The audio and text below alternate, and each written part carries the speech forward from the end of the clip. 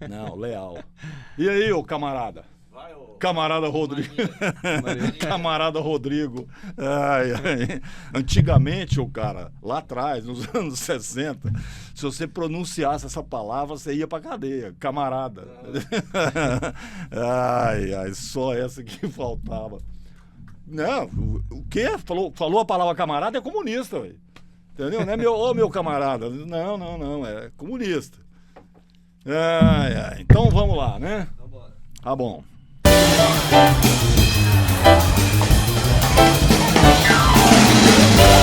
Jurubebas? Sim, Jurubebas, o pior e o melhor podcast do planeta. Bom, hoje eu vou falar aqui de um assunto que interessa fundamentalmente para os homens. Porém, eu incluo as mulheres nisso também, né? Porque para uma mulher que tem um parceiro, né, nada é mais trágico do que esse parceiro fora do prumo, né? E se tem uma coisa que tira as pessoas do prumo, é a saúde, né? Saúde é um negócio assim, ó. Você não valoriza, você não se preocupa, você não faz nada do seu dever de casa e só vai sentir o drama mesmo quando você não tiver mais a tal saúde. O nosso objetivo aqui é tentar te mostrar que o caminho não é esse, né? E hoje a gente vai falar aqui sobre uma coisa que é fundamental para a saúde masculina. Estamos aqui com um baita de um profissional, um cara que é extremamente capacitado, estudou medicina, né? Fez todo o dever de casa, e depois ele vai explicar, para ser um urologista top de linha e está com a gente aqui hoje. Nós vamos usá-lo aqui da melhor maneira possível para tirar tudo que é informação que eu acho que tem relevância, principalmente para os cabeças de prego. Porque tem muito cabeça de prego por aí, né não? Que por mais que você fale, o cara não quer fazer o exame, não quer fazer prevenção. Ah, não, porque o toque e tal. E eu costumo dizer o seguinte, tá com medo? Você tá achando que vai gostar? É esse o problema? Então, é o seguinte, urologia é o nosso assunto de hoje. E eu espero abordar esse assunto com o máximo de seriedade, o máximo de profundidade possível, principalmente para esclarecer. Se depois do nosso Jurubebas de hoje, né, um tanto aí de homens resolverem que realmente precisam se prevenir do câncer de próstata, principalmente, que não é só esse o problema, né, já vai ser um baita ganho aqui para o Jurubebas. Muito bem, comigo aqui, Dr. Wagner Kono, especialista, urologista, médico e tal, um cara extremamente capacitado para falar sobre esse assunto. Dr. Wagner, prazer te ver, seja bem-vindo ao Jurubebas e eu espero que depois dessa nossa conversa aqui, um monte de homens por aí, né, percam essa besteira, essa bobagem, esse preconceito de fazer a prevenção correta no que diz respeito à próstata. Seja bem-vindo. Obrigado, Leal. É uma honra estar aqui no Jurubebas Podcast, falando de saúde e saúde do homem, de forma geral. Doutor, quando a gente fala, vou falar com um urologista, ou eu fui no urologista, a primeira pergunta que surge é o seguinte, escuta, câncer de próstata tem cura? Essa é a primeira pergunta. Por quê? Se você diz, não, tem cura, o cara pensa assim, então não vou fazer a prevenção, porque tem cura, né? Ou seja, então cada resposta que a gente busca, cada resposta que vem, às vezes, de alguém, ela tem um efeito positivo, mas tem um efeito negativo também. Então, nesse aspecto aí, a pergunta é, o câncer de próstata tem cura? Leal, é bastante interessante você trazer essa pauta aqui, porque muitos homens é assim, né? Não, se der problema, eu vou lá e resolvo, né? Então, assim, se isso acontecer, eu vou lá e resolvo. O grande problema é que o homem inteligente, ele prevê o problema, né? Então, ele antecede esse problema. Ele já começa a fazer a revisão. É como se fosse a revisão preventiva ali do carro. O carro está novo, às vezes tem 7, 10 mil quilômetros ali, mas ele já faz a revisão preventiva. Por que não podemos fazer isso com o nosso corpo, que está funcionando já há mais de 40 anos aí, né? O meu 38. Com toda certeza. Né? Mas a gente também tem que cuidar da nossa máquina, né? Então, o homem inteligente, ele faz essa prevenção já pensando lá na frente o que ele pode se deparar ali. Então, aquela ideia de, se tem o câncer de próstata, tem cura? Tem cura. Tá? Mas a gente não espera ter sinais e sintomas desse câncer para começar a tratar. Por quê? Porque na maioria das vezes, né, em torno de mais de 90%, o câncer de próstata ele não causa nenhum sinal e sintoma. Ele é Esse é um silencioso. problema grave, né? Ele é grave. Então, por isso que todo ano, a gente na campanha do Novembro Azul, logo depois que é o Outubro Rosa, né, que vem o câncer de mama, justamente porque a gente traz essa pauta para fazer a prevenção. O termo de prevenção, na verdade, não entra com a sua totalidade nessa palavra, né? Não tem como a gente evitar, seria assim, evitar, mas a prevenção seria da gente antecipar, né, o diagnóstico. Porque antecipando esse diagnóstico, a gente consegue ser mais assertivo. A taxa de cura hoje de um câncer de próstata de baixo risco de metástase, né, de progredir, é mais de 90%. Então, a gente está falando de um tratamento de uma doença que é a segunda que mais mata no homem, perdendo apenas pelo câncer de pele, e que tem cura. Então, quando a gente fala na prevenção, que é no rastreio precoce dessa doença, a gente está falando de uma alta probabilidade de cura, né, em mais de 90%. As mulheres dão show, né? Então, essa campanha é estratégica porque as mulheres já começam esse outubro rosa, né, numa prevenção do câncer de mama, e logo em seguida vem o Novembro Azul. Então, essa é uma estratégia fantástica porque as mulheres elas sempre dão show quando fala de engraçado prevenção. é como que isso impacta, o câncer de próstata, como ele impacta na vida das mulheres, né? Sim, com certeza. Porque esse é um aspecto que tem que ser levado em conta, porque olha só, o cara pensa que não, câncer de próstata é homem, tá, mas ele convive com uma mulher.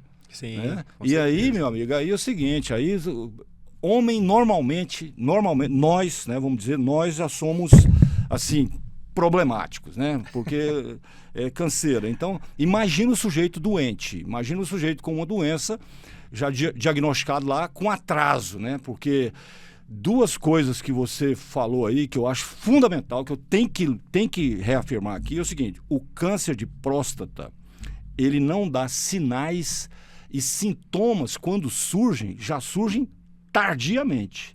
Então é o seguinte, você está lá, né, ele está se desenvolvendo, você não percebe, não tem... Você só vai perceber mesmo com algum sintoma quando a situação já está problemática. Se você der sorte de chegar lá, ele ainda não ser um câncer com metástase, a cirurgia ainda vai resolver, sabe lá Deus, né?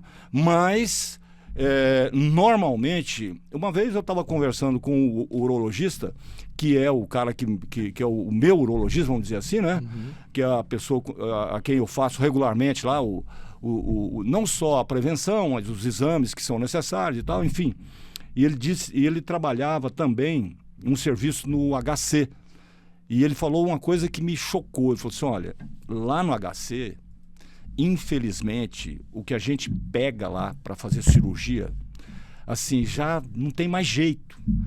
Quando você pega um paciente, chega lá, doutor, tá, não sei o que e tal, e você vai verificar, e aquilo já deu metástase, por exemplo, não tem mais jeito. Aí você pensa, cara, se isso tivesse sido feito antes, porque pelo que você disse, doutor,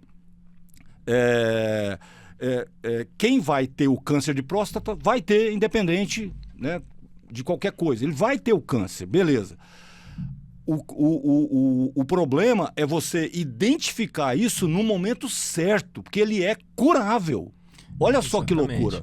Exatamente, sim, Leão. É muito importante a gente ter essa prevenção porque realmente ela é curável, né, em mais de 90% quando a gente fala de um câncer de próstata de baixo risco. A gente fala muito dessa ideia do homem e mulher, né, como você trouxe essa pauta, porque o homem tem aquela mentalidade de protetor, de um homem ser o homem da casa, que protege a família e que muitas vezes não quer mostrar fraqueza. Então, muitas vezes, o homem às vezes está doente, tem alguma dor de dente, seja ali qualquer problema, mas não fala, justamente para não mostrar fraqueza. Isso é um pouco muito do instinto, né, de masculinidade, de homem essa protetor. coisa latina nossa, né, machismo exacerbado e tal. Só que acontece, a mulher, ela percebe isso, né? Ela tem esse dom de perceber quando o homem não vai muito bem. E ela já antevê isso aí e já pega no braço esse homem e já leva no consultório. Por quê? Porque ela, como protegida do homem, ela não quer ver esse homem numa cama, passando por um problema, tá sofrendo, né, ali na beira do leito, né, vendo ele sofrer. Ela quer ver esse homem forte ao lado dela em todos os momentos. Então, as mulheres fazem um papel incrível. Eu falo que no meu consultório a gente vê isso.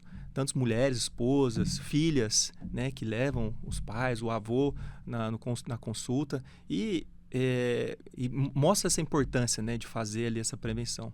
As novas gerações, né, que a gente vê agora dos rapazes, né, de 20, 30, até os 40, os que estão chegando aos 40, a gente já vê que a mentalidade já está mudando.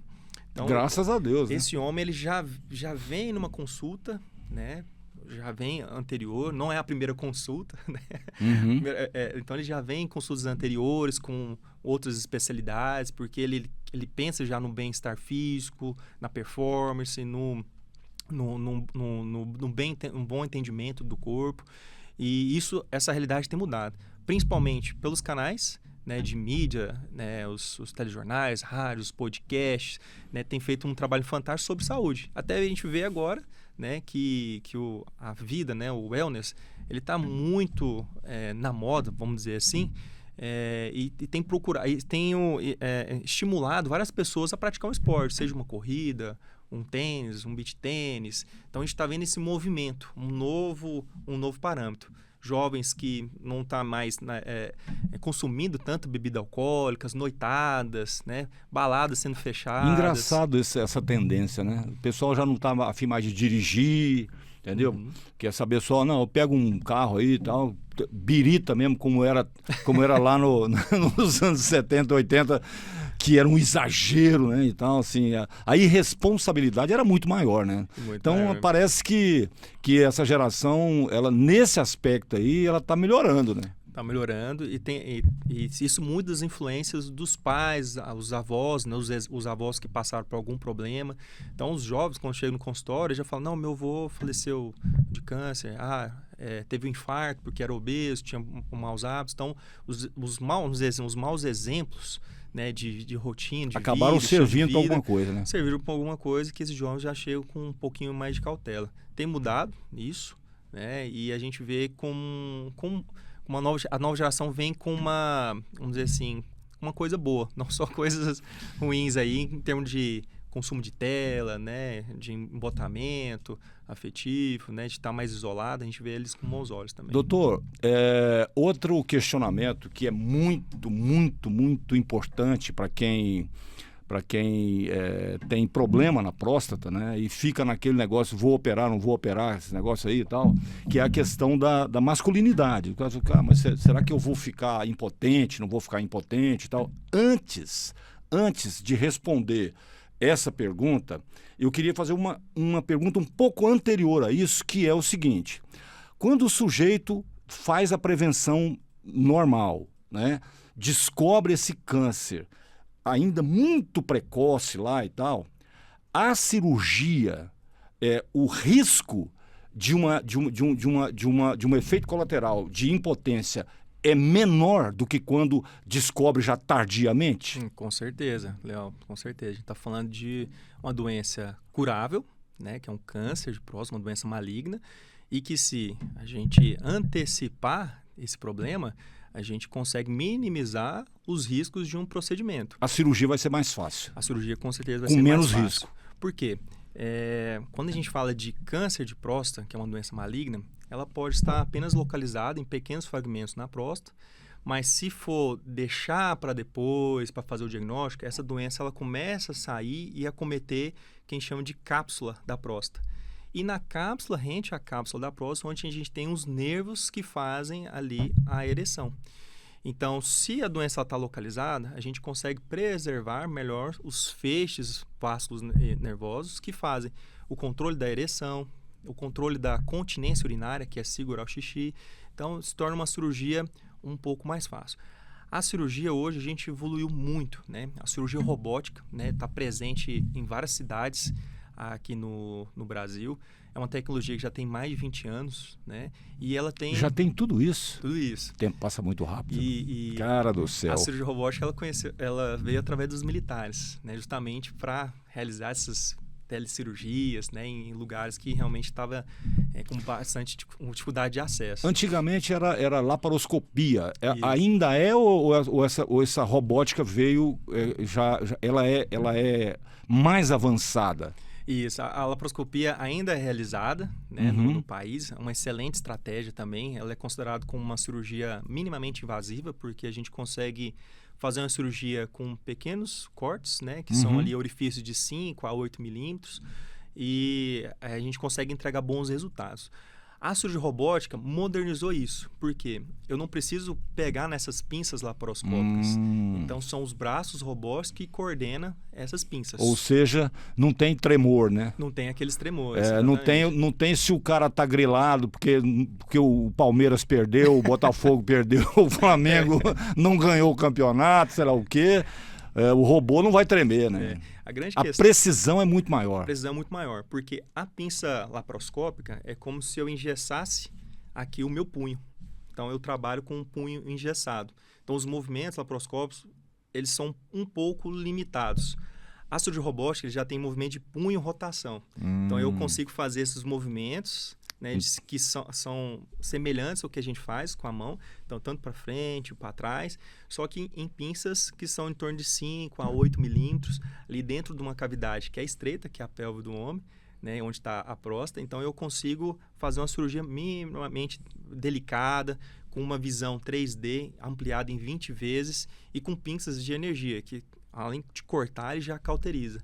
Então aquele sangramento, não né, tem. Por exemplo, a cirurgia de 20, 30 anos atrás, cirurgia de câncer de próstata, era uma cirurgia aberta. Nossa. Né? Existia o paciente tinha que ficar em torno aí de 7 a 10 dias, tinha que tomar sangue muitas vezes para fazer cirurgia.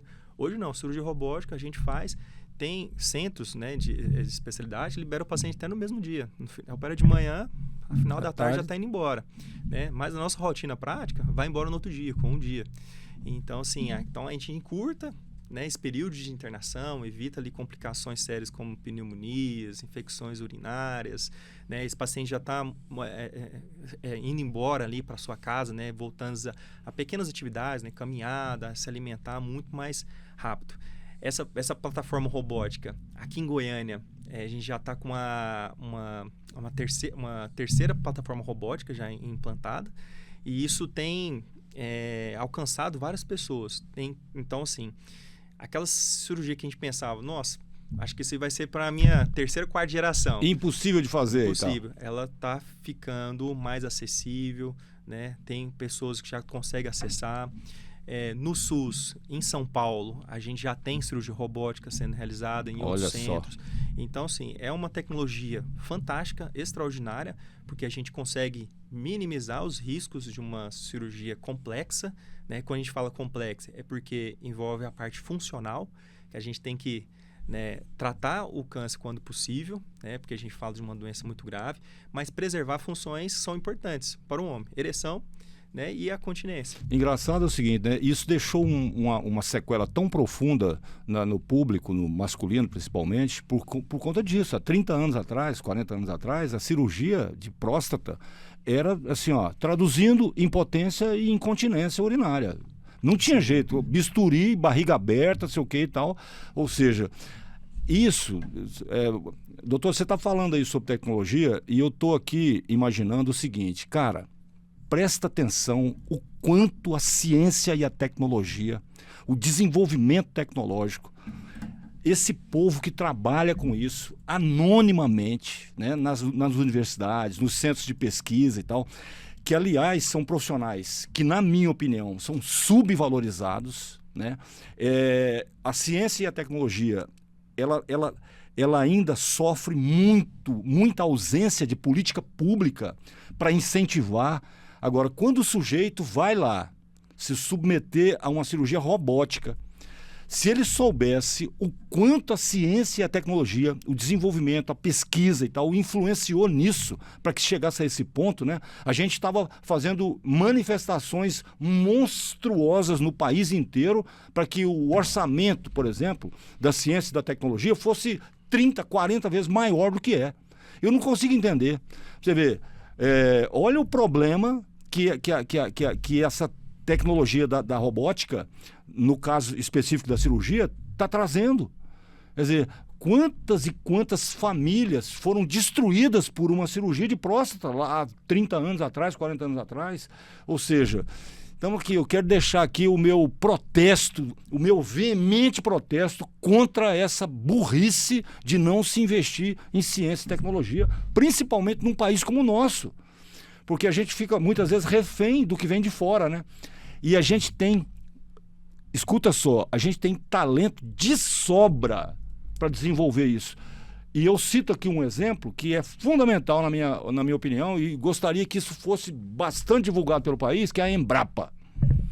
Ou o agro brasileiro só é o que é graças às tecnologias e ao desenvolvimento dessa área feita na Embrapa. A Embrapa tinha que ser condecorada mês a mês, entendeu? E a ciência e a tecnologia no Brasil deveria ter esse tipo de apoio, né, e tal. Enfim. Mas então vamos lá agora com a segunda fase dessa questão da incontinência e da impotência. Hoje, na cirurgia robótica, eu já entendi que, Leal, se o câncer está muito entranhado lá e tal, e está atingindo a cápsula e tal, não sei mais o que, vai ser muito difícil preservar. Mas, de uma forma geral, hoje, a incontinência e a impotência com a cirurgia robótica caíram a que nível de porcentagem? A gente tem uma estatística, né, que essa porcentagem nela a gente conseguiu minimizar principalmente nos primeiros anos, 2 a 3 anos, né? Mas a longo prazo, né, em termos de cirurgia laparoscópica robótica, elas se equivalem em termos de continência e ereção. Por quê? Por que precocemente a gente retorna mais rápido? Porque na cirurgia a gente não faz tanta tração nesses feixes vácuos nervosos. A cirurgia é mínima, né? Os traumas são mínimos. A gente consegue atingir esses resultados com uma maior clareza. Então, aquela reabilitação que demorava ali em torno de 2, 3 anos para esse homem voltar, a gente já antecipa, diminui. Então, isso gera menos estresse, ansiedade para o paciente, retorno, né, também às atividades sexual, mas retorno também à continência, né? Porque isso o homem, quando ele está na fralda... A incontinência ali, também é terrível, né? Porque terrível. Ficar na fralda ali, então isso gera um impacto muito grande, porque o homem fala assim, nossa, será que eu vou voltar ali, sei o que era antes, né? Tem que ficar usando isso que me incomoda o tempo todo. Então a gente consegue reduzir, né, esse espaço, né, de reabilitação e ser mais rápido, né? Então isso é um grande avanço aí que a gente teve na cirurgia robótica. Agora, imagina, doutor, o quanto isso poderia ser evitado com a prevenção, né? Uhum. Impressionante. Com certeza. Assim, eu acho que algumas coisas precisam mudar na comunicação, né, dessa necessidade de se fazer prevenção, porque como eu lido com comunicação, eu sou muito pragmático em algumas coisas. Por exemplo, a comunicação é boa se ela dá resultado. Ganhou prêmio, fez acontecer, mas deu resultado prático? Não deu, então não é boa. Então, assim, eu parto dessa premissa. Então, por exemplo, drogas. Eu acho que a comunicação antidroga é equivocada. Por quê?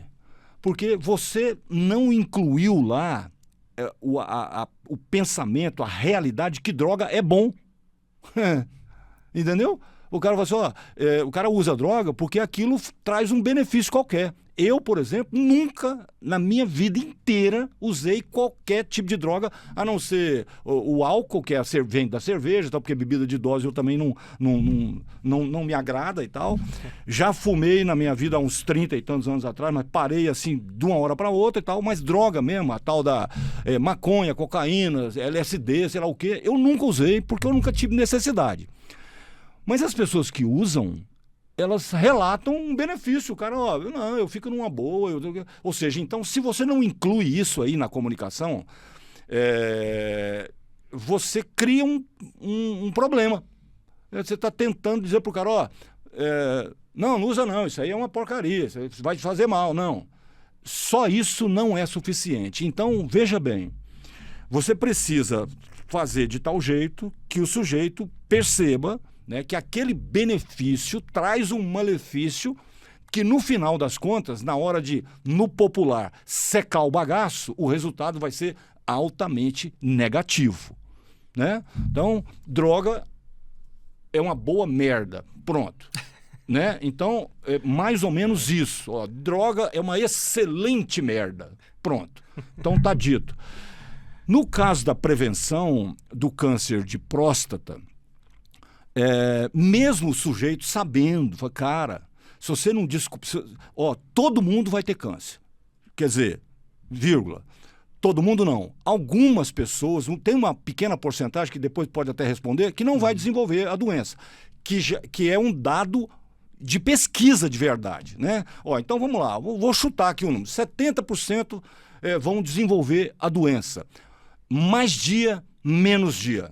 Quando esse 70% faz a prevenção da maneira correta, ele vai descobrir isso no comecinho mesmo. E aí a chance de acabar com isso, mantendo a virilidade do sujeito, mantendo a ereção, sem problema de então, não sei o quê, é estupendamente maior. Então, seria uma coisa lógica, né? Mas se tem uma coisa que o ser humano não é lógico, né, professor? Então assim, bom, então assim, eu já dei uma assim, com o meu senso comum, vamos dizer assim, né? Mas qual é a porcentagem que os números cientificamente dizem lá de homens que vão desenvolver a doença de qualquer maneira? O Leal, tem uma estatística aqui no Brasil que 75 mil pessoas, né, serão diagnosticadas de câncer esse ano. E, infelizmente, mais 16 mil pessoas, né, vão falecer com essa doença. E tem também um fator muito importante que é o genético. Se esse homem ele tem um parente de primeiro grau, com um passado de câncer de próstata, ele aumenta de 2 a 3 vezes a chance de ter câncer. E se ele tiver mais um, né, parente, isso é multiplicado por 2. Então, se a família dele, ele tem ali um tio, um pai, né, já tem em torno de 4 a 6 vezes maior chance disso acontecer. Os novos estudos, né, colocaram também que alguns fatores modificáveis, que são evitáveis, a gente consegue também minimizar esse impacto na mutação desses genes para a produção de um câncer de próstata. Por exemplo, obesidade, né, que a gente está falando muito, né, no último tempo com as canetinhas emagrecedoras. A obesidade ele pode aumentar de 1,3 a 1,5 vezes a chance, né, de desenvolver o câncer de próstata. Colaborar com isso, Pode né? colaborar, tá? Ou seja, a pessoa que ia desenvolver, se ela está obesa, vai desenvolver mais rápido. Tem mais chance, tá? Tem mais chance Entendi. de desenvolver, tá? Se a pessoa está obesa. Hábitos, né? Uso indiscriminado do cigarro, bebida alcoólica, né? Utilismo crônico. Isso também pode impactar de 1,2 a 1,5 vezes a chance de também desenvolver esse câncer de próstata. Por quê? O corpo entra num estado inflamatório. A gente lembra quando passou ali a Covid, né? No caso, a pandemia, a gente viu que o obeso, né? E as pessoas que tinham ali algum uso de excessos, né? Cigarro, bebida alcoólica, eles tinham mais chance de um fator complicador. Então, ou seja, do vírus fazer fazer o serviço sujo dele, de proliferar e de causar todos esses problemas, né? Então, porque o corpo ele entra num estado inflamatório, ele fica, de certa forma, inflamado sistematicamente. E isso, para o organismo que já vem 40, 45, 50 anos, né? Nessa forma, ali também ele pode desenvolver o câncer de próstata. Então, esses fatores, né, se você conseguir ter uma boa atividade, controlar o peso, afastar, né, de uso crônico de bebida alcoólica, uso crônico de cigarro, né, outros derivados também do cigarro, você vai ter ele menor chance de desenvolver. Mas o fator genético é o principal fator. Tá? Então, o fator, se ele estiver presente na genética daquela família, Isso. você tem que ficar de orelha em pé o tempo inteiro. Isso, tem vários genes, né? Tem vários genes que já foram decodificados, né? Que pode causar o câncer de próstata. O mais famoso deles é o BRCA1 e BRCA2, que ele pode causar tanto ali desenvolver o câncer de próstata como o câncer de mama. Então, tem estudos que, por exemplo, o homem, mas ele não tem ninguém não, dos homens da família que câncer de próstata, mas teve do lado da mulher câncer de mama, esse homem tem que ter uma atenção maior, começar a prevenção mais cedo, né, ter ali, fazer os exames, né, por causa dessa herança do gene BRCA1, BRCA2. Ou seja, para ficar claro isso, se na família, por exemplo, na minha família, nenhum homem teve câncer, mas uma mulher teve câncer, eu tenho também que ficar o câncer esperto. de mama, principalmente o câncer de mama. Ou seja, aquele multiplicador continua lá. Esse multiplicador, ele acontece, tá? Então, esse homem, ele tem que estar atento, né? A sua volta, a sua história do seu passado, entender o seu corpo. Então, é aquilo que eu havia falado. O homem inteligente, ele antevê, né, o problema. Então, ele já começa a avaliar o que está ao redor, avaliar o seu corpo. O nosso corpo vai mudando. O homem... Deixa eu ser mais enfático aqui, né?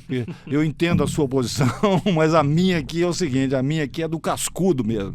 Não é o homem mais inteligente, o cara que tem inteligência, ele faz a prevenção. Porque é burrice você deixar o problema lá. Não, eu não quero saber. Sim, você pode até achar que não querer saber vai resolver o problema, mas não vai. Uma hora ele vai bater na porta, vai dizer assim, estou aqui, muito bem instalado, e agora você está ferrado, sujeito. Não tem conversa, ué. Porque nós estamos falando de um problema grave, que mesmo... olha só, uma coisa é curar o câncer com a cirurgia. Outra coisa é você estar num estágio que o efeito colateral dessa cirurgia vai acabar com sua vida. O cara, não, mas não é bem assim. Não, tudo bem, para muitas pessoas, dependendo da idade, o cara vai dizer, não, tudo bem, eu vou conviver bem com a impotência, né, vou até conviver bem com a fralda, porque a incontinência veio, não sei o que e tal. Beleza, mas ninguém vai dizer, não, tá tudo, não está tudo bem, porque você agora tem um problema a mais. Agora, se o cara está numa idade mais ativa do ponto de vista sexual, meu amigo, a vida dele acaba. Ou seja, e tudo isso por quê? Porque o bonito não quis saber, né? Não quis correr o risco de fazer um exame ou fazer sei lá o quê, e o cara falou assim, seguinte, tem um negocinho aqui que a gente precisa tomar uma providência urgente, urgentíssima e ponto final, acabou. Só que sem essas consequências. Então, o cara que tem inteligência... que não tem o QI de ameba, né? Ele vai lá fazer o que tem que ser feito. Não tem outro caminho. Agora, duas coisas, doutor. Assim, eu, na minha posição aqui, né, como eu sou âncora, então assim, eu tenho que prestar muita atenção no que o senhor está dizendo, porque daí a gente vai... eu vou dando sequência na conversa, né? Quero contar um relato, justamente isso que você contou. Eu jogo tênis, né? Tem um grande colega lá no tênis também, de repente ele sumiu. Esse colega sumiu. E aí a gente não encontrou mais ele nas aulas. Passou ali mais ou menos 6 meses, ele retornou. Falei, fulano, tal, o que aconteceu? Ele, rapaz, você não sabe o que aconteceu comigo. Mas depois que eu fui saber que eu tinha você aqui, mas eu fui no urologista que tratou o meu pai. Porque você não sabe, meu pai faleceu de câncer de próstata. E esse meu colega lá do tênis, ele tem aproximadamente 43 anos. E ele falou, nossa, meu pai morreu de câncer de próstata, eu fui atrás, né? Porque o doutor tinha falado, nossa, seu pai falecido, você tem que começar a prevenção antes. E ele já no seu segundo casamento, né? Com uma bebê linda, né? Que tinha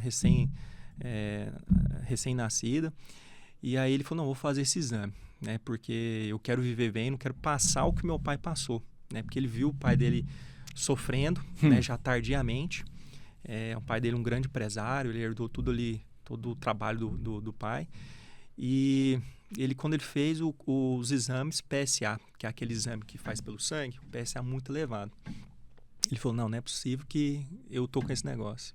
Fez os exames, fez a ressonância de próstata, tinha sinais que poderia ser um câncer de próstata, fez a biópsia de próstata e constatou o tal do adenocarcinoma, que é o câncer de próstata. Ele com 43 anos, no auge da sua carreira de trabalho, também... No auge da sexualidade. No auge da sexualidade, com uma nova esposa, com um filho pequeno.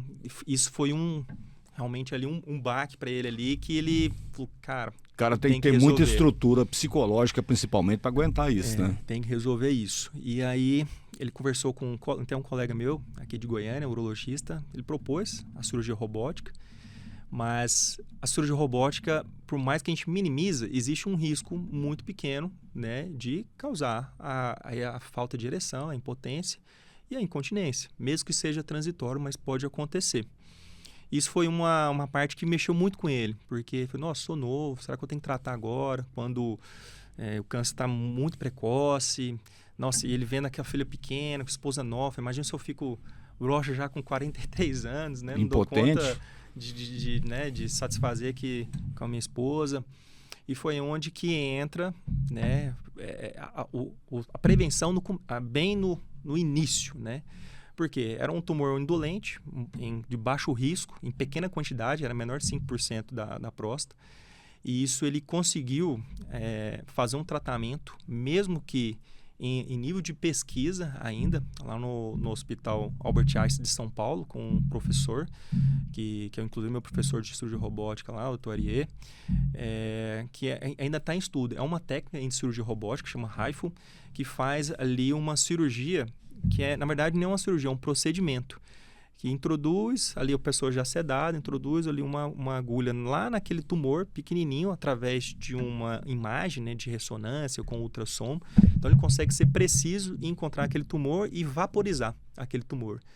Então, esse colega ele passou por esse procedimento lá em São Paulo e falou assim, Wagner, parece que eu nem fiz esse procedimento. Eu entrei em jejum de manhã na sala, saí sem nenhuma dor, sem nenhum sangramento, mas eu entendi que é um processo ainda de pesquisa, que ainda não é comercializado isso, mas eu tive cursos lá no hospital, tudo, mas eu entendo que pode não ser curativo, mas é a minha chance de não sofrer com as complicações. Uhum. E aí, com o desenrolar da história dele, o PSA, né, começou a diminuir, a doença começou a controlar e ele teve a oportunidade de tratar um câncer, que é uma doença maligna, só que com um procedimento minimamente invasivo. Então, é mais tecnológico que uma cirurgia robótica. Por quê? Porque o tumor estava na fase bem inicial, estava muito pequeno ainda na próstata. Seja, esse cara ganhou uma nova vida, né? Uma nova vida. Porque ele tomou a atitude de fazer o que tinha que ser feito. Tomou atitude, foi atrás. Isso deveria servir de exemplo para todo mundo, cara. Porque, assim, olha, eu vou te falar, é triste você ver uma pessoa falar, devia ter ido e não fui, não sei o que e tal, né? Eu passei por algo parecido com isso, com o PSA, né? Fiz um PSA e tal, o negócio era sempre normal, não, veio 2, 3 vezes maior. Aí eu falei, pô, será que aconteceu alguma coisa? E fiz de novo, 2, 3 dias depois e deu a mesma coisa. Falei, então agora... Aí fui no urologista e tal, doutor Bernardo, e aí ele falou, seguinte, vamos fazer uma ressonância. Beleza, aí eu fiz a ressonância. E na ressonância aí mostrou que não tinha nada, tava tudo limpinho, tudo certinho e tal. Depois conversando com um cardiologista numa consulta de rotina, né? Uhum. Ele falou assim, eu contei a história para ele falou, não, sabe o que é isso? É o seguinte, provavelmente você estava com alguma dessas que a gente nem percebe, infecção urinária, que você nem percebe, né, e tal, e foi isso que causou o aumento do PSA. Aí eu dei aquela rememorada, falei, cara, sabe? Porque quando você tem qualquer tipo de ardência, até porque você não toma água direito, sei o que e tal, e aí o PSA pode aumentar. Pode aumentar também se você anda de bicicleta, se anda a cavalo, mas eu não tinha andado de bicicleta, não tinha masturbação envolvida na conversa, nada disso, né? E aumentou, e aí tá. Mas, cara, vou te falar, você ficar com aquela possibilidade, porque do dia que ele me pediu para fazer a ressonância, eu fui rapidão fazer, e até o resultado sair, você não sabe o que você pensa, né? Você fica assim, cara, e agora? Tá, tem cirurgia robótica, mas existe uma possibilidade. E aí, como é que fica isso? Tal, não sei o quê. É horroroso. Veja bem, eu que tô lá, faço a prevenção. Todo ano eu vou lá, meu irmão, não tem conversa, entendeu? E assim, e eu posso dizer para qualquer um que esteja assistindo o podcast que é uma tremenda burrice não fazer a prevenção. Mas esse exame do toque aí, tal, pois é, eu me lembro de uma história. Eu estava fazendo uma obra na construção da minha casa, inclusive, né? E aí tá aquela conversa lá e tal, não sei o quê, os pedreiros ali, né? naquela hora depois do almoço, né? Que a maioria dorme, mas nesse dia não tava ninguém dormindo, porque o assunto era eu lá escutando aquela conversa. Eu tinha ido na obra fazendo não sei o quê e tal, beleza. E aí, é assim, né? Que a maioria, não, que é isso, rapaz, tá doido, vou lá, não sei o quê e tal. Falei, tá, deixa, a hora que encerrar a conversa, eu vou entrar lá na conversa. Aí eu comecei a falar para eles, né, sobre o que acontece quando acontece a metástase, né? Aí eu falei, a metástase, como a minha mulher é médica e eu estou constantemente ouvindo e falando, então, não sei o quê, e das 1000 entrevistas que eu já fiz, eu estou cansado de saber que o osso é uma das principais vítimas da metástase do câncer de próstata. E verdade. Câncer no osso é o capeta nervoso chupando manga e olhando para sua cara e rindo, né? Porque é algo que nem o seu pior inimigo merece ou deveria ter. Aí eu fui falar da metástase para eles. E eu exagerei o máximo que eu pude, viu? Bom, uma semana depois, 90% tinha ido fazer a prevenção. Você acredita, cara? Ou seja, então, é aquela história... Na base do porrete mesmo. Entendeu? Porque, cara, tem... E a comunicação, principalmente a comunicação governamental, a comunicação de Estado, né? A comunicação pública que o Estado vai fazer, ela tem que sair, sabe, dessa bobagem de não, porque sabe e tal. Não. Tem que dar resultado prático, cara, porque as pessoas estão desenvolvendo a doença e estão morrendo. Entendeu? É aquilo que eu disse aqui agora há pouco sobre droga. Droga é uma boa merda.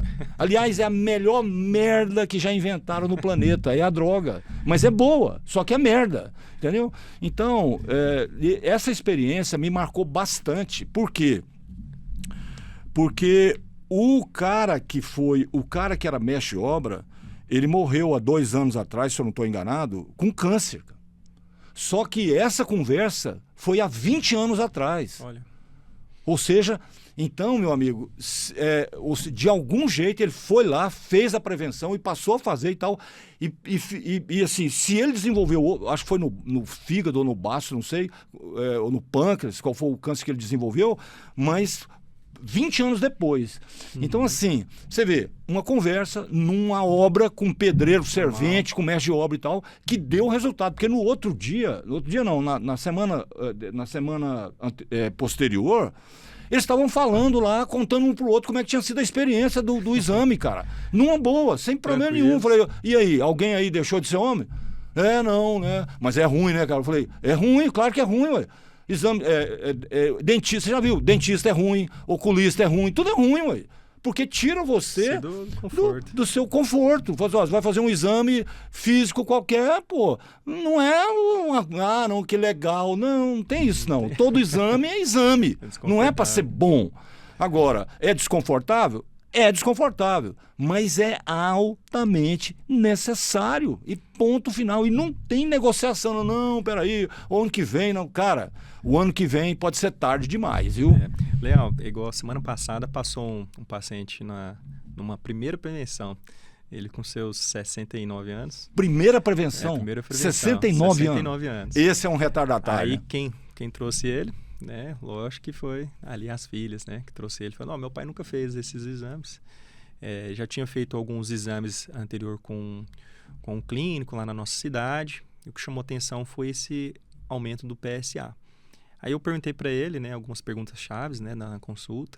Perguntei se ele estava sentindo dor. Ele falou, não é idade, né? Trabalha muito, doutor, na roça. Tem uma dor aqui no quadril, na coluna, que eu já tomo alguns remédios, eu tomo um analgésico, um anti-inflamatório, já há algum tempo. E aí, onde a gente pediu os exames que poderia ser uma metástase, e estava ali a metástase no osso.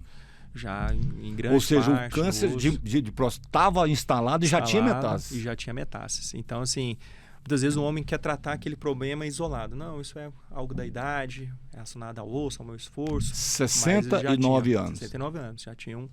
Aí o que acontece? Nesse caso, a cirurgia, nesse primeiro momento, a gente não consegue resolver. Ele tem que ir para um tratamento mais agressivo, né? Com remédio, com radioterapia, né? Para fazer o tratamento. Então, se ele perdeu a oportunidade, né? Nos seus 40 e poucos anos, 50, fazer um tratamento mais assertivo. E vir através de uma dor. O que mais incomodava naquele momento nem era o jato urinário, inclusive o jato já urinário, devia estar com problema há muito tempo, né? Não era uma coisa que atrapalhava ele no dia a dia, né? Que assim, meu jato urinário está fraco, faço xixi toda hora, não. Era a dor que ele já estava sentindo na coluna e no quadril. E vinha tratando com analgésico, foi onde que, né, vendo toda aquela situação, né, as mulheres falaram, não, vamos tirar meu pai ali da região ali da roça, da fazenda, e vamos fazer os exames que ele nunca fez. Mas assim, já foi tarde demais para um tratamento curativo. E aí o sujeito vai fazer, por exemplo, quimioterapia.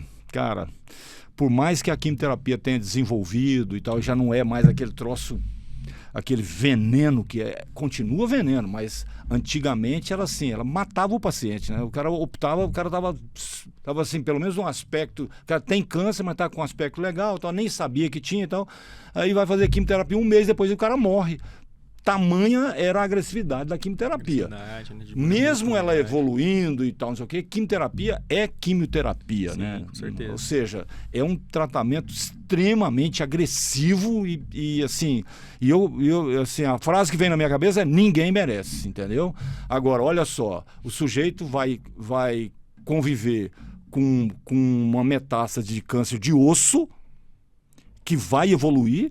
Vai chegar uma hora que o anti-inflamatório não faz efeito nenhum, que remédio para dor, sei lá, só morfina na veia para tirar aquilo. E aí, cara, que tipo de vida? Porque morrer não é o problema. O problema é o que você passa antes de morrer.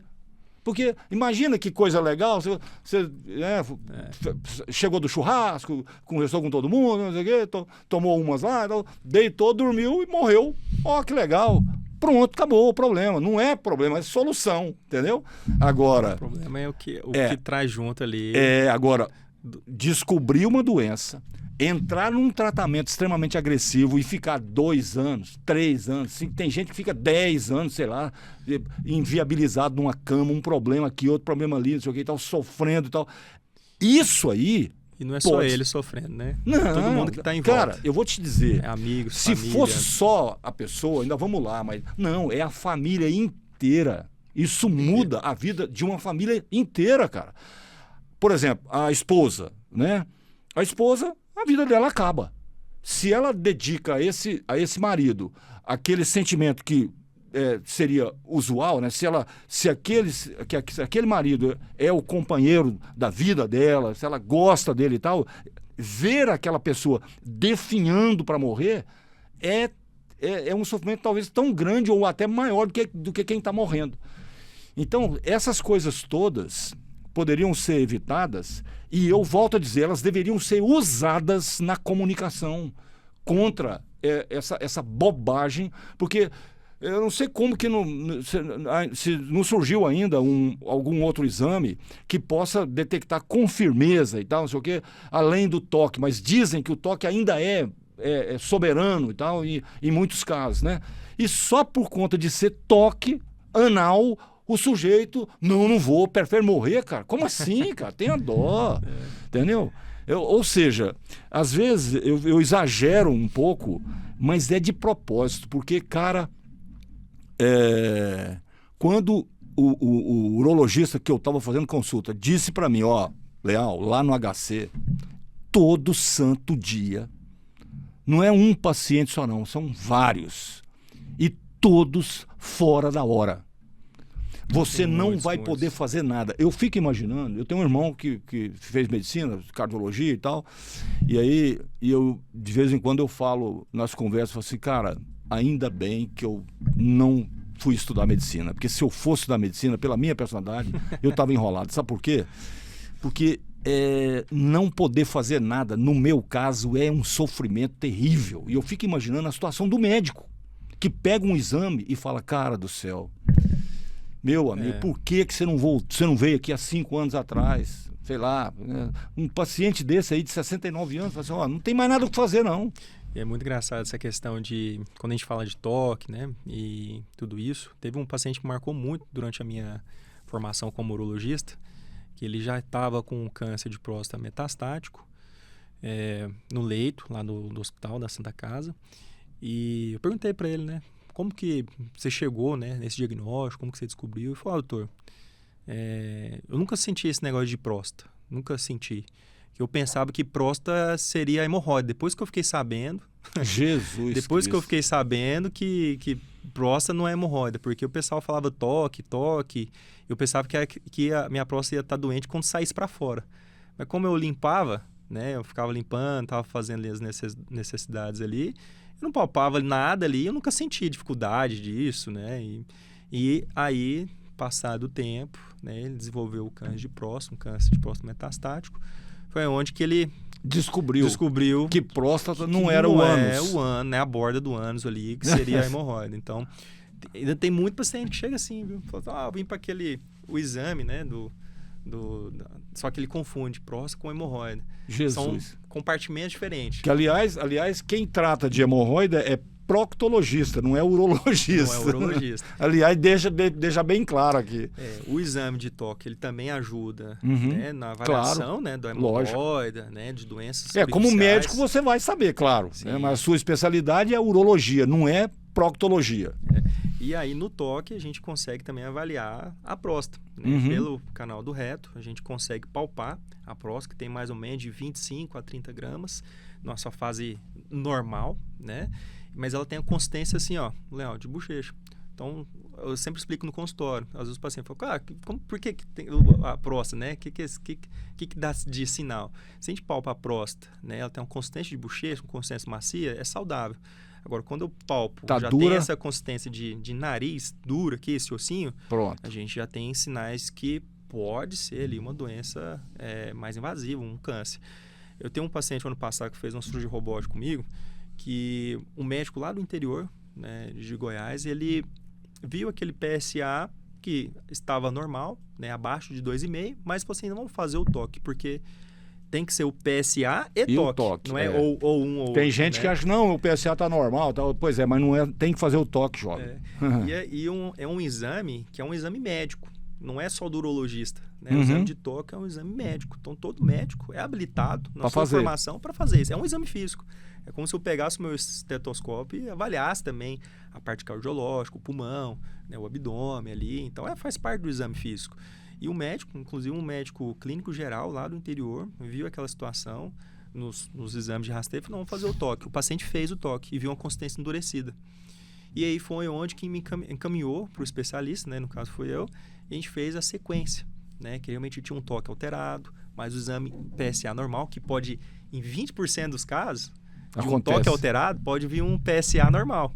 E aí onde que entra essa questão da avaliação? A gente precisa estar com o PSA e o toque, por causa dessa estatística. E aí ele fez a biópsia de próstata, constatou um tumor de baixo risco inicial, e aí a gente propôs a cirurgia robótica. Ele, inclusive, falou assim, doutor, não estou sentindo nada. Então, ele mora a 180 km daqui e falou, doutor, não estou sentindo nada, tem que fazer isso? Isso existe mesmo em mim? Porque eu urino bem, não sinto nada. Claro, não tenho tá no começo. Na saúde sexual. E eu falei assim, eu mostrei aqui o laudo, ó, esse aqui é o laudo. A gente tirou fragmentos lá na próstata, esse aqui é uma doença maligna que pode não só matar, mas te alejar aos poucos. Isso vai te alejando, né? Te matando aos poucos. Vem uma dor no osso, você para de andar, você começa a sangrar pelo xixi, sangrar pelo reto, pode atingir a sua cabeça, você pode ter delírios, né? E vem as grandes complicações ali que você não morre rápido. Você vai morrendo lentamente aos poucos. Deus me livre. E aí foi onde que ele falou, não, então vamos fazer. Fez o tratamento de robótica, fez e foi embora no outro dia. Né? A recuperação dele foi muito rápida. É um cara que mora na roça, faz de fazenda, e é muito ativo. Né? E ele falou assim, nossa, graças a Deus, né, curei de uma doença que eu pensava que não tinha. Esse tinha que voltar lá no médico, no clínico geral, e falar assim, ó, eu preciso fazer um churrasco para você. O cara, porque... E isso também mostra aqui uma outra coisa, né? A atitude médica. Cara, às vezes hoje em dia já está quase comum. Ontem mesmo eu li uma notícia dizendo da baixa nota conseguida por mais de 100 escolas de medicina no Brasil, que vão ser punidas por isso, inclusive. Ou seja, isso significa o quê? Significa que são cursos que não deveriam existir. Né? Cursos que estão lá formando pessoas despreparadas, e aí vem aquele, não, mas depende do aluno, a escola. Cara, mas quando esse aluno é muito bom, tudo bem, ele até consegue superar o fato da escola ser ruim, porque ele vai ser muito mais aplicado, ele vai correr atrás da informação, ele vai fazer outros cursos, ele vai se virar, né, para ser um bom profissional. Mas a maioria não é assim não, jovem. A maioria, se a escola for ruim, ele vai ser ruim também e ponto final. Aí você fala de um clínico desse aí, o cara que...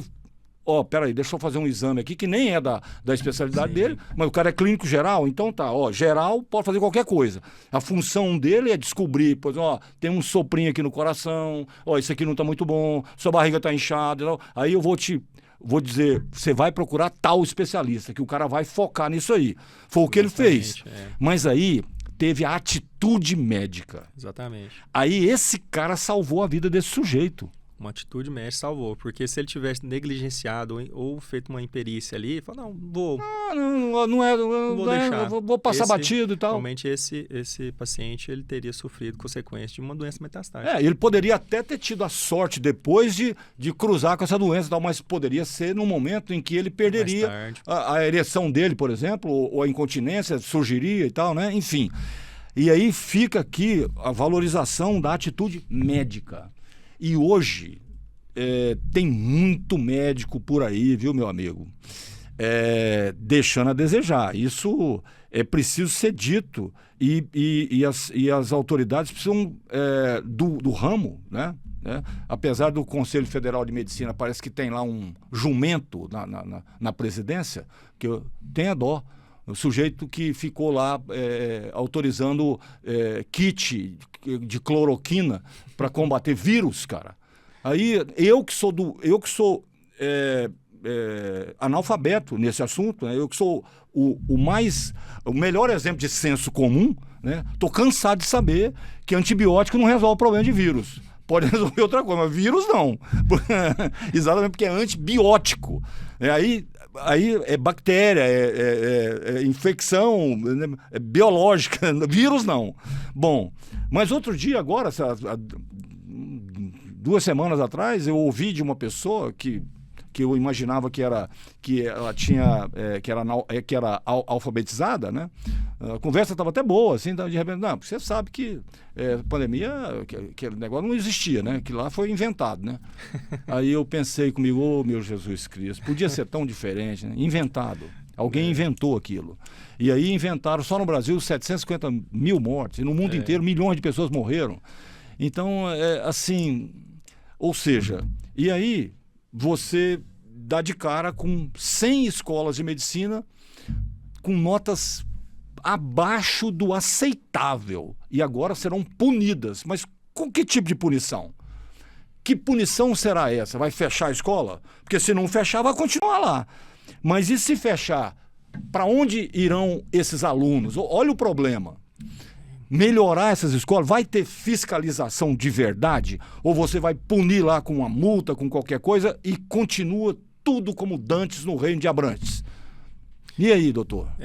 As escolas tem que preparar um ambiente para o aluno ele ter o contato ali com também um paciente. Ele tem que ter uma prática, ele tem que tocar no paciente.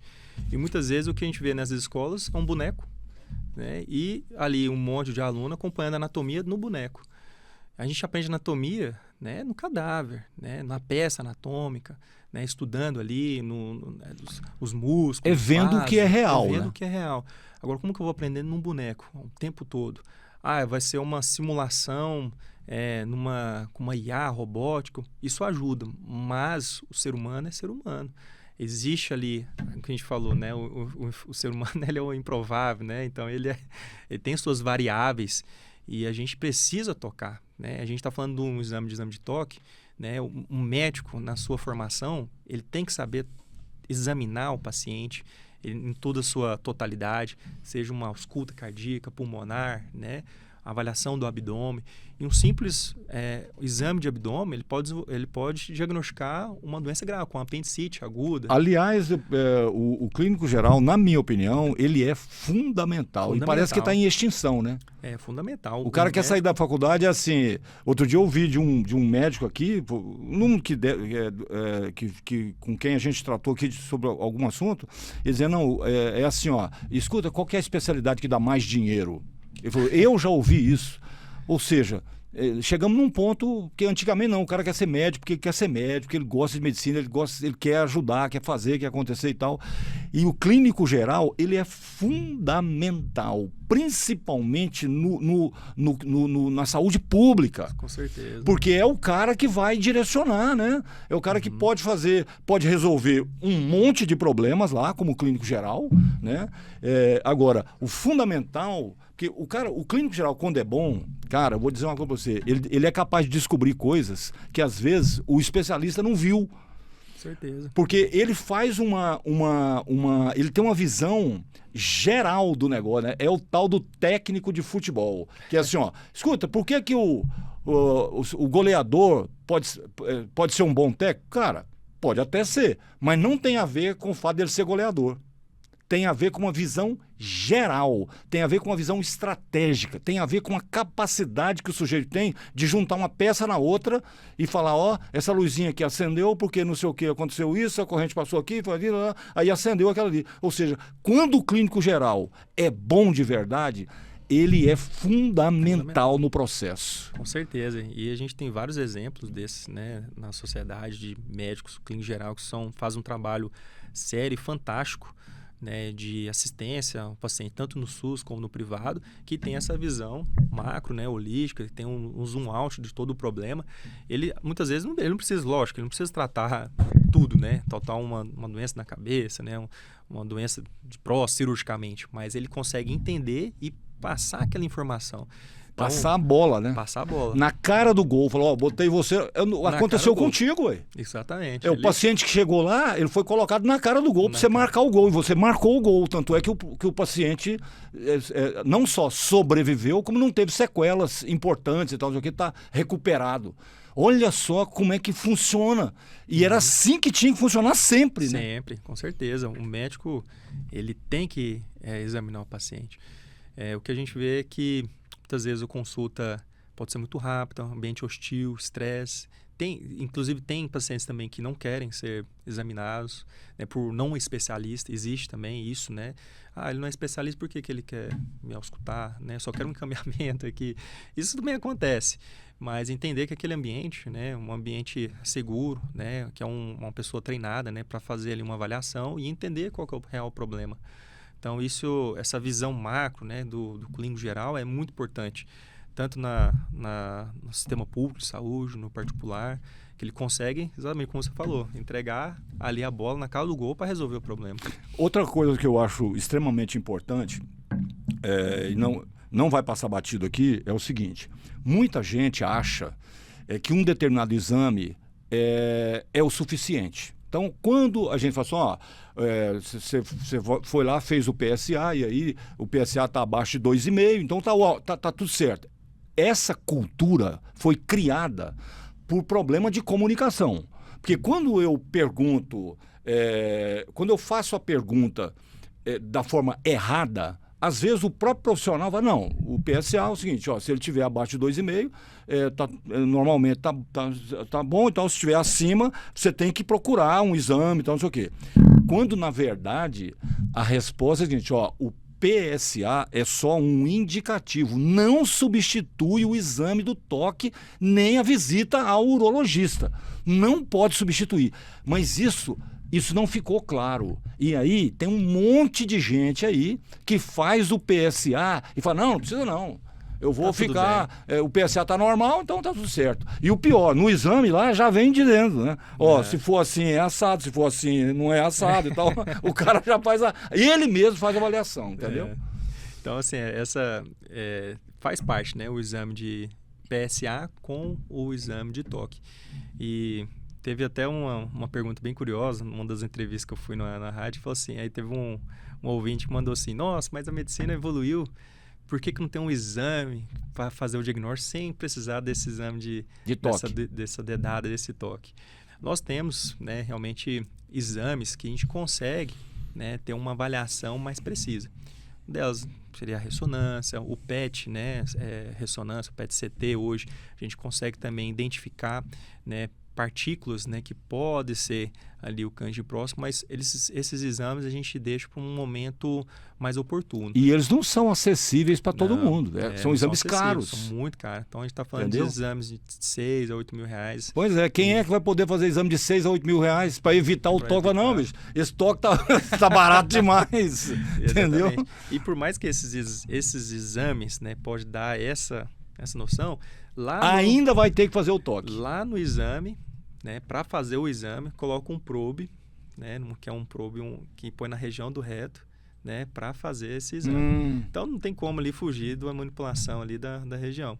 Né? O que a gente fala? Que essas medidas, né, protetivas que a gente faz na prevenção, do exame de PSA, do exame de toque, a gente consegue, né, ter uma assertividade em mais de 90%.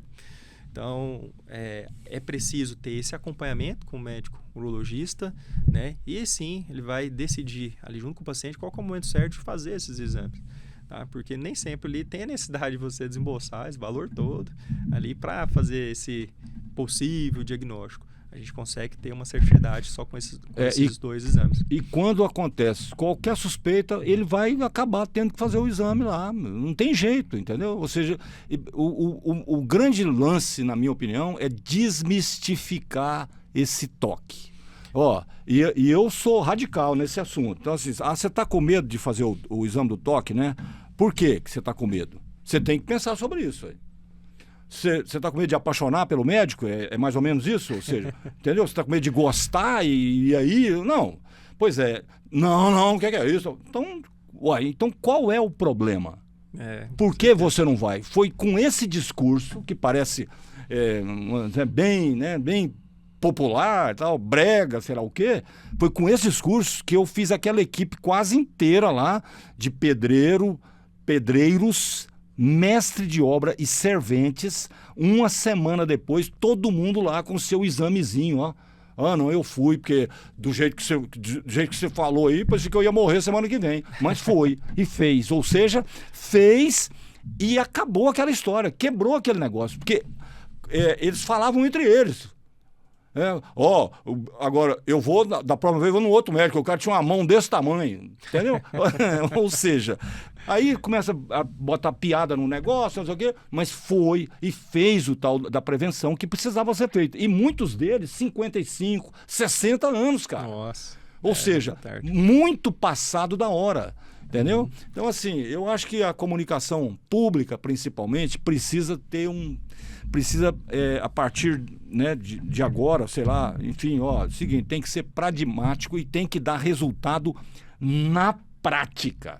Esse negócio de fazer campanha e tal, não sei o quê, para o sujeito pegar, entender e tal, de forma mais subliminar, não funciona. Nós estamos falando aqui de uma população inteira de um país, que vai de completamente analfabetos a analfabetos funcionais e a gente com cultura técnica que continua analfabeto. Esse é um problema grave, viu? Eu chamo esse povo que tem cultura técnica e é analfabeto, na questão sociológica, na questão filosófica, como é que fala? Quando o cara ele é um transmissor de informação, né? Enfim, nesse caso aqui, eles são transmissores de desinformação. Porque, o que tem de jornalista, que só sabe jornalismo, mais nada, médico, engenheiro, farmacêutico, pedreiro, servente, que tecnicamente é muito bom, mas sociologicamente tem uma visão de mundo que nem existe, não está no gibi. Então, foi com isso que essas pessoas passaram a acreditar que o vírus da pandemia, lá, o Covid, era inventado. Entendeu? Cara, não, porque aí inventaram que a China e não sei o que a China isso, que as teorias de conspiração e não sei mais o que. Então, o que é isso? Isso é falta de preparo mesmo, né? O sujeito, não, o cara é formador de opinião. Não, ele não é formador de opinião, ele é advogado. Mas advogado, não, o que tem? Advogado entende de código de leis e ponto final. Agora, não, ele é um cara que lê muito, ele é um cara que estudou também, né, que ele tem uma noção muito apurada de filosofia, é um cara que tem uma visão socioeconômica do planeta, do mundo, do seu entorno também muito apurada. Então esse cara, esse advogado aí, ele é um formador de opinião. Fora isso, ele pode ser, em muitos aspectos, um formador um desinformador de opinião. Ou seja, ele pode estar transmitindo coisas equivocadas. E assim, achando que é o cara. Porque o que mais tem por aí é isso. Por quê? Porque as nossas escolas, infelizmente, e pior que de um tempo para cá, isso ficou mais evidente. A preocupação não é realmente educar, é dar condições técnicas para você se virar. Eu acho isso muito pouco. Né? Eu acho que você se posicionar, você saber o porquê das coisas, né? É aquela história, penso, logo existo, então, assim, não, mas não é só, eu costumo dizer, que aí é um negócio meu, né, eu costumo dizer o seguinte, nada é tão poderoso quanto um pensamento genuinamente seu. Ok, mas para ter um pensamento genuinamente seu, você tem que batalhar, viu, jovem? Você tem que correr atrás, porque não é qualquer um que pode ter um pensamento genuinamente seu, não. Porque a maioria dos pensamentos que você tem, eles estão por aí. Você só captou aqui, captou ali e tal, não sei o quê. Agora, genuinamente seu é um negócio tão poderoso, mas tão poderoso, que é muito difícil de ser encontrado. Mas é uma luta, é uma batalha que você deveria vencer, ou pelo menos tentar vencer ao longo da sua vida. Então, quando a gente fala de medicina, toda vez que eu estou aqui entrevistando alguém da área de saúde, a minha grande preocupação é não deixar o senso comum, principalmente o meu senso comum, desvirtuar, provocar efeitos maléficos num grau maior do que os benéficos, né? E é fácil, viu, doutor? Por exemplo, quando eu pergunto, olha, mas vamos imaginar que eu fizesse essa pergunta, que não é uma pergunta, tá? Escuta, mas a próstata está inchada, assim, quando está incomodando, o cara não está conseguindo, ela está interrompendo lá o canal da urina, e aí você não está conseguindo fazer xixi direito e tal. O que é bom tomar? Aí o médico, fala um remédio. Essa pergunta pode esquecer que eu não vou fazer nunca. Por quê? Porque isso vai gerar uma utilização medicamentosa fora do contexto, completamente equivocada, e aí é o meu senso comum fazendo o contrário que deveria fazer. Então, eu sempre tive esse cuidado. Toda vez que em algum debate, alguma entrevista, surgia esse assunto, eu falo assim, no máximo fala aí a substância, mas não fala o nome comercial dela, entendeu? A gente não consegue fazer ali, por exemplo, esses dias... Ontem mesmo, né? Estava acompanhando um colega na entrevista numa rádio, né? Lá no interior perguntaram qual que era o remédio para tratar uma candidíase. Você tá louco. Né? Então, assim, numa rádio, né? Não tem como, ele não está vendo o paciente, ele não sabe se realmente não pode falar, ué. Então, ele não consegue ter ali um assertivo, né? Mas a gente consegue falar o que realmente deve ser feito, né? Porque cada paciente tem sua individualidade. né? Tem alergias, interações medicamentosas, a idade, se ele é compatível com aquele remédio, então isso não pode. E queria entrar só na questão da desmistificação, que você tinha falado do exame de toque, né? Tem muitos homens que falam assim, nossa, como que é esse negócio aí? Né? Às vezes ele está numa roda assim, né, de amigos ali, seja em algum momento, ele fala assim, o que é isso? Eu vou ter que escorar numa mesa e o médico vai lá e, e faz isso, eu fico de 4 ali para fazer aquele exame. E não é bem assim, tá? Então, também não é nem sempre na primeira consulta. Tá? Nem sempre na primeira consulta vai ser o exame de toque. A avaliação do paciente ela é individualizada. Por quê? Vai entender em que momento ele está com a sua idade, se ele tem os históricos, né, relacionados ao câncer de próstata, se ele já fez algum exame antes, né? Então, tudo isso a gente consegue individualizar o tratamento e nem sempre é naquele momento. Por quê? Depois daquela consulta, ele vai fazer os exames iniciais. Então, eu falo que os homens, né, a partir dos 40 anos, ele já deve fazer seu exame de testosterona, seu exame de sangue, de colesterol, de glicemia, que a gente avalia o açúcar, se tem um pré-diabetes ou não, e incluir ali também o exame de PSA para a gente fazer as rotinas. A gente vai entendendo melhor como essa próstata, né, ela está evoluindo com o tempo. Então, agora, se esse homem também ele já está com sinais e sintomas ou já está com uma certa idade, pode ser que ele já faça o exame inicialmente na primeira consulta. Mas aquele homem que faz, nossa, nunca fui, vou ter que fazer esse exame, né? Então, nem sempre. Às vezes é no segundo ou no terceiro momento. E esse exame não é dessa forma que faz, né? De escorar na mesa, o médico fazer, ou ficar de 4 na mesa e fazer o exame. Esse exame, basicamente, ele tem 2 tipos de fazer, dependendo ali da formação do médico, preferência também. O homem ele pode estar deitado na maca com os joelhos fletidos junto ali do abdômen e o médico fazer o toque ele deitado, né, com as costas deitado, ou ele pode ficar lateralizado, né, de lado, né, provavelmente do lado esquerdo e flexionado as pernas, tá? Ele faz esse exame de toque. É um exame que dura mais ou menos de 6 a 10 segundos. É utilizado ali um gel, né, anestésico para minimizar os riscos de uma fricção ou um incômodo, uma dor. E esse gelzinho também, logo após o procedimento, né, de exame de toque, ele também dá uma certa analgesia, dá um certo ali para melhorar um pouco daquele desconforto inicial. Mas, resumindo desse processo, né, desse exame de toque, basicamente ele é praticamente indolor.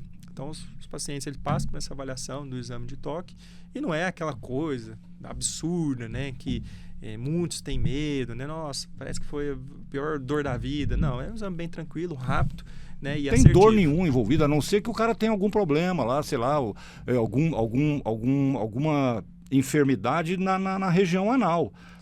O cara está com uma hemorroida inflamada, sei lá o quê, algum estreitamento, tudo bem, mas fora isso não tem dor, não tem nada. Sim, tem só um incômodo e essa bobagem do sujeito achar que aquilo está atingindo a masculinidade dele. Eu acho que tudo isso surgiu por conta de você sexualizar uma atitude que não tem nada de sexual, cara. Entendeu? Mas assim, né? De novo, volta a questão da comunicação pública. Tinha que ter isso aí largamente, porque nós estamos falando, você falou em 75 mil pessoas vão desenvolver essa doença, vai se descobrir. E dessas 75, 16 vão morrer. Cara, tenha dó. Ou seja, nós estamos perdendo vidas aí à toa por problemas inclusive de comunicação, que é um absurdo. Com certeza. Entendeu? Olha, em relação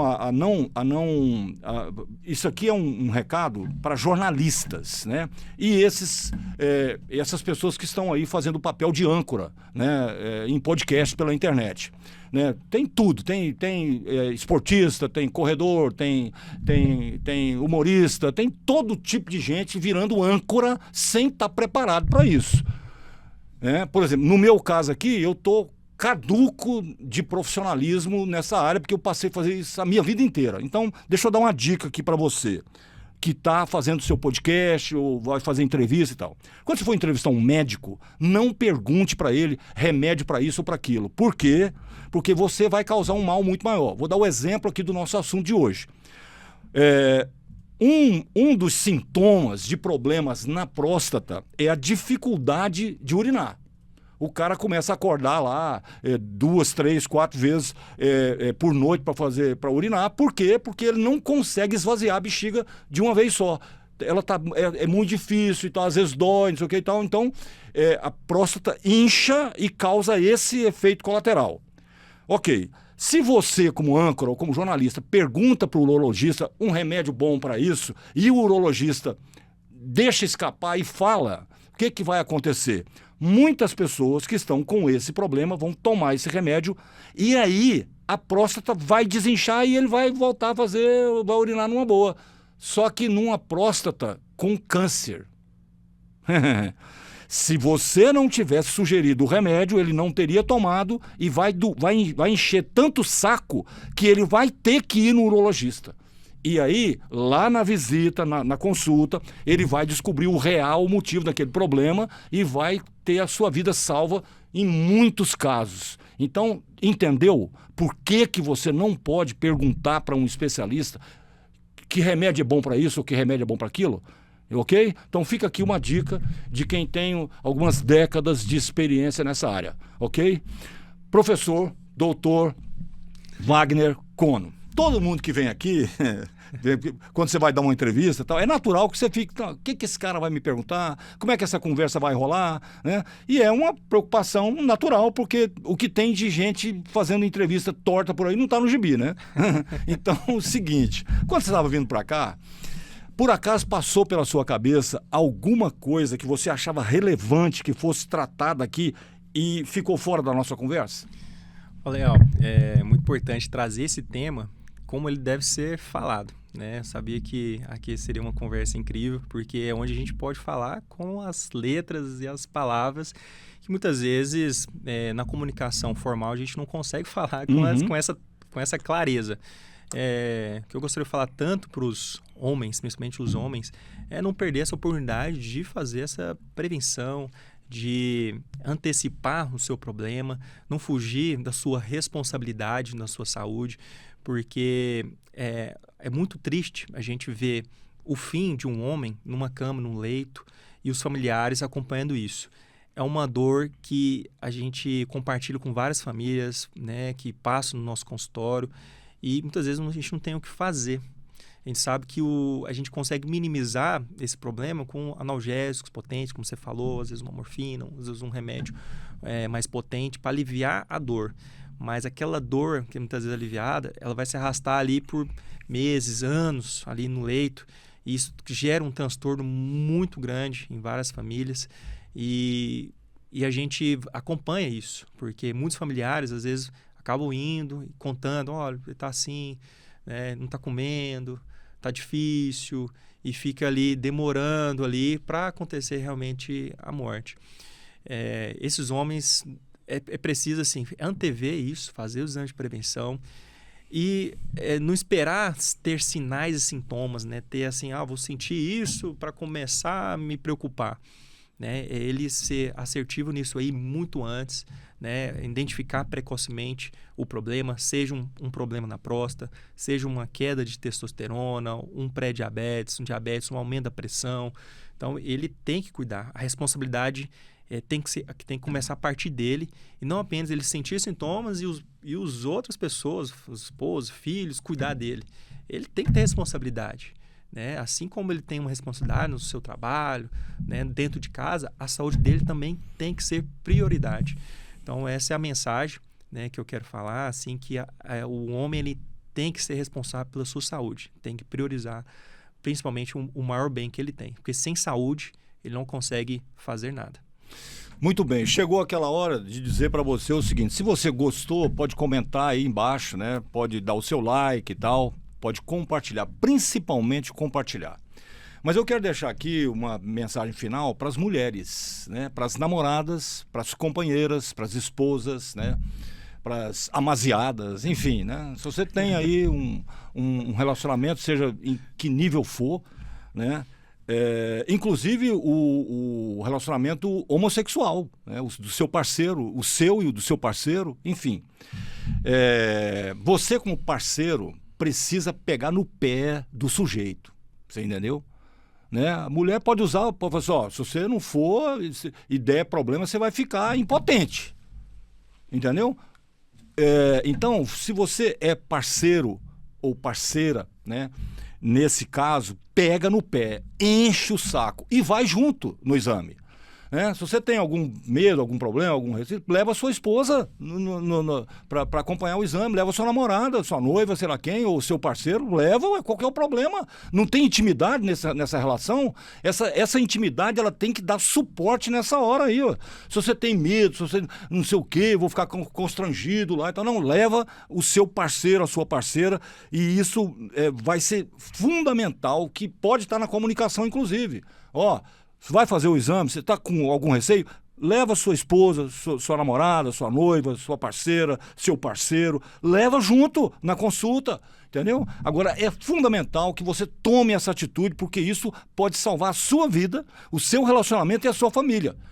Outro detalhe importante, se você tem lá 40 e poucos anos e tal, com filho pequeno, cara, são seus filhos.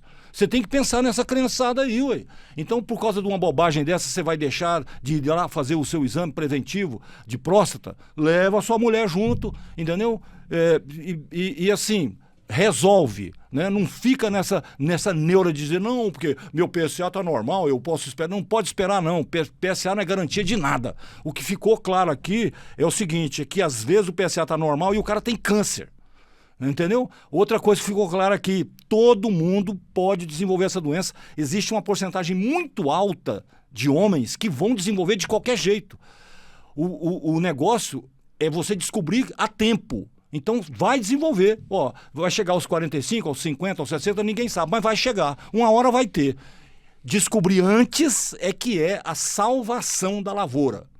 Ok? Dito isso, eu acho que ficou muito claro, porque a entrevista com o Dr. Wagner Kono, que é urologista, é especialista, tem experiência de sobra, foi excelente e ficou muito claro aqui, né? O que é o que e a necessidade de se prevenir contra essa doença que tem matado muita gente no Brasil. E quando você não descobre, ela vai para o osso. Metástase é uma palavra meio complicada, às vezes a pessoa não sabe o que é. É o seguinte, ela migra da próstata. Parece que o principal objetivo é o osso. E aí, câncer no osso é um trem que o seu pior inimigo não merece. Para você ter uma ideia da seriedade que é isso. Né? E eu não estou aqui para fazer gracinha, não. Eu estou aqui para dizer para você o que é real. E isso é a realidade. Se você vai 40 e pouco, você já está indo, ótimo, parabéns para você, viu? Se um dia alguém detectar um problema desse, ele vai ser resolvido da melhor maneira possível. Agora, se você não vai, porque você acha isso, acha aquilo, eu sinto muito, você é um cabeção, é um cabeça de prego mesmo, entendeu? Um ameba, porque você pode estar arrumando um problema muito grave para as outras pessoas, para sua família, para os seus filhos, que vão ficar sem você uma hora dessa aí, entendeu? Então é isso. Gostou? Dá o like, comenta, pergunta e tal, e compartilha, principalmente com aquelas pessoas que estão na faixa etária da necessidade de se fazer a prevenção contra o câncer de próstata, ok? É isso. No mais, esse foi mais um Jurubebas, o pior e o melhor podcast do planeta. Até a próxima, então. Tchau. Grande abraço.